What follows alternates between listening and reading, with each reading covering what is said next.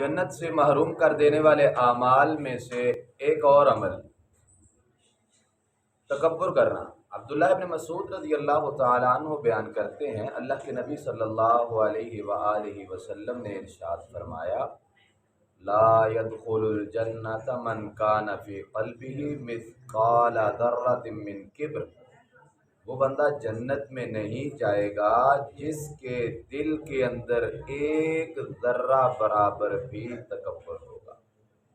تکبر ایک ذرے کے برابر بھی اگر کسی کے دل میں ہوگا تو وہ جنت میں نہیں جائے گا، کیونکہ الکبر ردائی، حدیث قدسی ہے کہ کبر یہ میری چادر ہے، اللہ فرماتے ہیں، تو اللہ کی چادر کو کھینچنے والا یا اتارنے والا وہ جنت میں نہیں جائے گا۔